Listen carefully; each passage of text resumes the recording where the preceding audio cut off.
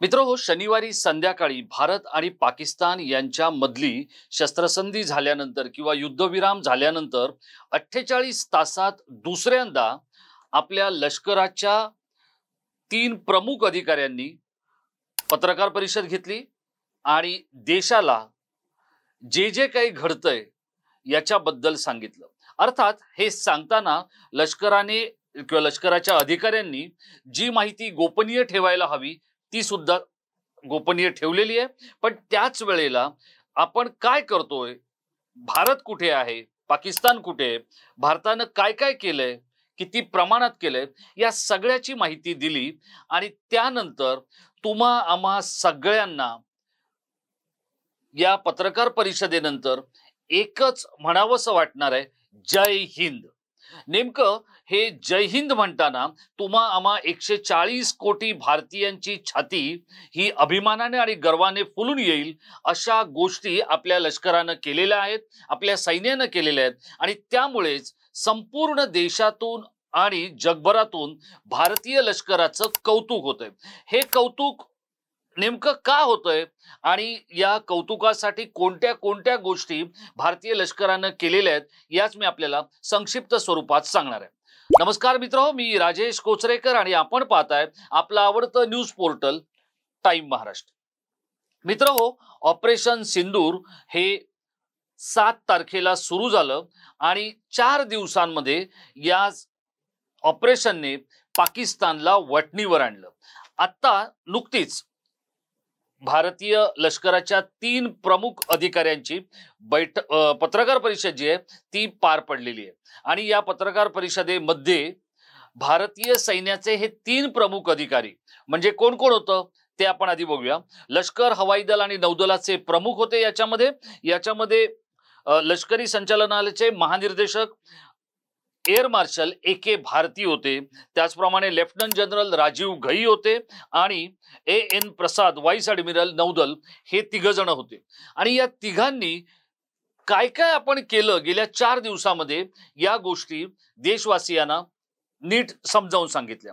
पण हे सांगताना या अधिकाऱ्यांचा जो आत्मविश्वास होता तो विलक्षण होता आणि या आत्मविश्वासामुळेच तुम्ही आम्ही आपल्या घरात किती सुरक्षित आहोत आणि हा देश एका सक्षम, कार्यक्षम आणि तितक्याच चुस्त आणि स्फूर्तिल्या लष्करी अधिकाऱ्यांमुळे किंवा लष्करामुळे कसा सुरक्षित आहे हेच सांगणारी ही पत्रकार परिषद होती। या तिन्ही अधिकाऱ्यांनी आपापल्या भागातल्या आणि आपापल्या बाजूने केलेल्या कामाबद्दल सांगितलं। आणि या संक्षिप्त स्वरूपात मी आपल्याला हे समजावून सांगणार आहे की हे काय काय प्रमुख मुद्दे होते या पत्रकार परिषदेमध्ये। सगळ्यात महत्त्वाचं म्हणजे काय आहे तर ए.के. भारती यांनी एक गोष्ट स्पष्ट केली की ही जी काही लढाई किंवा जो काही हल्ला करण्यात आला होता किंवा जे काही पाकिस्तानच्या अतिरेक्यांनी केलेल्या ज्या आगळीकी होत्या किंवा ज्या कारवाया होत्या त्याला दिलेला हा एक करारा जवाब होता।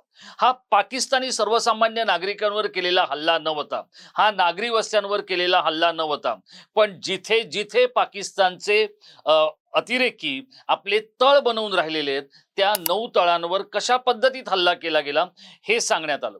पाकिस्तानने यासाठी भारतावर हल्ला करण्यासाठी किंवा भारताबरोबरच्या कुरापतींना मार्गस्थ करण्यासाठी चीनी क्षेपणास्त्रांची आणि चीनी बनावटीच्या शस्त्रसामुग्रीची मदत घेतली। त्यातलं PL-15 हे जे क्षेपणास्त्र होतं हे भारतानं निष्काम केलं, ते भारतानं पाडलं, याच्याबद्दलची माहिती देण्यात आली। आणि ही जी सगळी क्षेपणास्त्र होती ही चीनी बनावटीची होती, त्याचप्रमाणे तुर्की बनावटीची पण होती।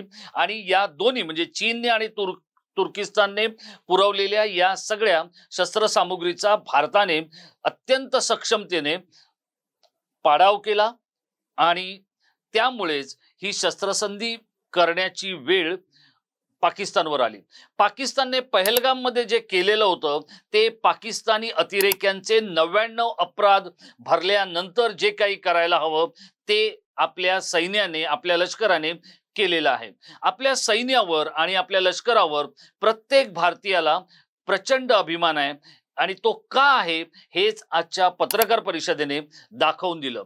जर आपण पाहिलं तर या पत्रकार परिषदेमध्ये हे जे तिन्ही अधिकारी होते, म्हणजे भारती असतील, घई असतील किंवा प्रमोद असतील, या तिघांच्या कडून आपल्याला एक गोष्ट लक्षात आलेली आहे, ती म्हणजे भारतीय लष्कर किंवा भारतीय सैन्य, मग नौदल असो, हवाई दल असो, हे पूर्णतः सक्षम आहे. आणि ते सक्षम आहे, त्यामुळेच आपली जनता ही सुरक्षित आहे. आता पाकने जे सगळे मिसाईल वापरलेले होते ते पाडण्यामध्ये किंवा भारतीय हद्दीमध्ये येऊन त्यांनी आपल्या देशाला किंवा देशवासियांना अपाय करण्याच्या आधीच आपण त्यांचा बिमोड केलेला होता. दुसरं एक सगळ्यात महत्वाचं जे काही सांगितलं जातंय की किराणा हिल्स हा जो भाग आहे, त्या किराणा हिल्सवर पाकिस्तानचं न्यूक्लिअर स्टेशन आहे आणि त्याच्यावरती हल्ला करण्याचा प्रयत्न भारताचा होता वगैरे, हे काहीतरी पाकिस्तानी लष्करी अधिकाऱ्यांकडून सांगितलं जातंय. पण आता भारतीय सैन्याच्या अधिकाऱ्यांनी हे स्पष्ट केलं की किराणा हिल्सवर न्यूक्लिअर साठा आहे किंवा ते त्यांचं न्यूक्लिअर स्टेशन आहे याची आम्हाला कल्पना नाही आणि त्यावर काही आम्ही हल्ला केलेला नाही, हे सुद्धा स्पष्ट केलेलं आहे. त्याचप्रमाणे आपली जी लढाई आहे, म्हणजे भारतीय लष्कराची जी लढाई आहे, ती पाकिस्तानी नागरिकांबरोबर किंवा महिला, मुलं, वृद्ध, सामान्य नागरिक यांच्याबरोबर नसून भारताला त्रास देणाऱ्या आणि भारतीय जनतेची शांतता भंग करणाऱ्या, अतिरेकी कारवाया करणाऱ्या अतिरेक्यांच्या विरोधात आहे, हे सुद्धा आज लष्कराने स्पष्ट केलेलं आहे. त्याचप्रमाणे पाकिस्तानी जे ड्रोन वापरले गेले, त्या कुठल्याही ड्रोनला, म्हणजे मग ते चीनी असतील, पाकिस्तानी असतील किंवा तुर्की असतील, या कोणालाही आपल्या लष्करी तळांवर हल्ला करणं जमलेलं नाही. ते करण्याच्या प्रयत्नात असतानाच त्यांचा पाडाव करण्यात आलेला आहे किंवा त्यांना नेस्तनाबूत करण्यात आलेलं आहे. आणि हे सगळं करत असताना पाकिस्तानला आपली भीती वाटली पाहिजे याची खबरदारी सुद्धा आपल्या लष्कराने घेतलेली आहे. म्हणजे मग त्या तिन्ही पातळीवर घेतली गेलेली आहे, ती लष्कराच्या पातळीवर, त्याचप्रमाणे हवाई दलाच्या पातळीवर आणि नौदलाच्या पातळीवर. हे सगळं सुरू असताना आपली जी मल्टीलेयर सिस्टीम आहे किंवा बहुस्तरीय सुरक्षा जी आहे ती भेदणं हे पाकिस्तानच्या बस की बात नाही. हे आज आत्मविश्वासपूर्वक आपल्या लष्करी अधिकाऱ्यांनी देशाला समजावून सांगितलेलं आहे, देशाला तसा शब्द दिलेला आहे की भारत हा इतका सक्षम आहे की पाकिस्तान हा आपलं काहीही वाकडं करू शकणार नाही, इतके आपण चुस्त दुरुस्त आहोत. आणि त्यासाठी अनेक, म्हणजे लष्कराने काम केलंय, लष्कराने सीमेवर लढणं हे त्यांचं कर्तव्य समजलेलं आहे, त्याचप्रमाणे आकाशामध्ये लढणं हे त्यांचं कर्तव्य समजलेलं आहे.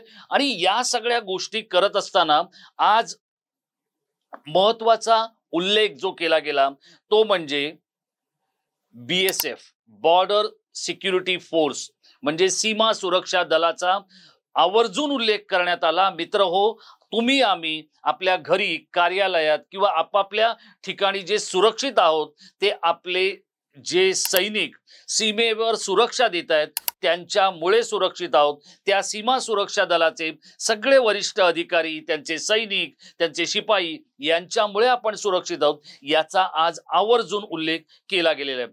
पाकिस्तान ज्या पद्धतीच्या आगळीकी आपल्या बरोबर करतय हा पाकिस्तानचा आगचोरपणा आहे, पण तो संपवण्यासाठी किंवा त्याला वेळीच चिरडून काढण्यासाठी आपलं लष्कर पूर्णतः सज्ज आहे. आणि यासाठी आज लष्कराने देशवासियांचे आभार मानलेले आहेत, कारण 140 कोटी देशवासीय हे आपल्या सैन्याबरोबर राहिले. त्याचप्रमाणे आपल्या केंद्र सरकारमधले जे वेगवेगळे विभाग आहेत, म्हणजे मग संरक्षण विभाग असेल, गृह मंत्रालय असेल, या सगळ्या विभागांनी केलेलं सहकार्य आणि त्याचप्रमाणे सरकारने दिलेला पाठिंबा हा सुद्धा आज अधोरेखित करण्यात आलेला आहे. भारतीय लष्कराचे जे तिन्ही बडे अधिकारी आहेत हे आज इतके आत्मविश्वासपूर्ण आणि तयारीने आलेले होते की त्यांनी कोणतीही गोपनीय माहिती प्रसार माध्यमांकडे जाणार नाही याची देखील काळजी घेतली आहे. आणि त्याच वेळेला ज्या काही माध्यमांकडून या लढाईच्या बद्दल किंवा या संपूर्ण कारवाईबद्दल जो काही एक थोडासा खोडकरपणा केला जातोय त्यालाही चिमटे काढायला हे अधिकारी चुकलेले नाहीयेत।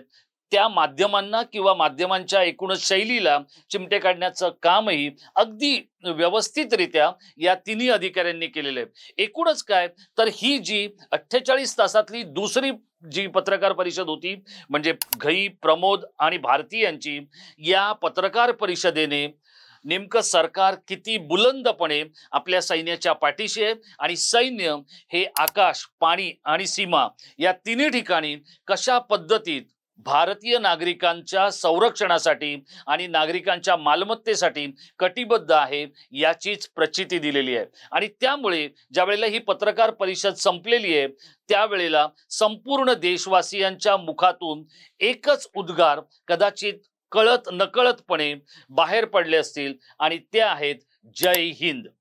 त्यामुळे मित्रहो, आपण आपल्या देशावर जितका अभिमान बाळगतोय तितकाच अभिमान आता आपल्याला आपल्या लष्करावर मानावा लागेल, बाळगावा लागेल। मग या लष्करामध्ये असलेलं नौदल असेल, हवाई दल असेल किंवा भूदल असेल म्हणजे लष्कर असेल आणि त्याचे जे सगळे अधिकारी आहेत म्हणजे जे आता येऊन पत्रकार परिषद घेत आहेत ते असतील किंवा सीमेवर लढणारा प्रत्येक शिपाई असेल ज्याने आपल्या कुटुंबियांना घरी सोडलेलं आहे, ज्याने आपल्या आई वडिलांना, पत्नीला आणि मुलांना घरी सोडलेलं आहे आणि जे तुमच्या आमच्यासाठी सीमेवर लढतायत त्या सगळ्या सैनिकांचा आपण अभिमान बाळगायला हवा।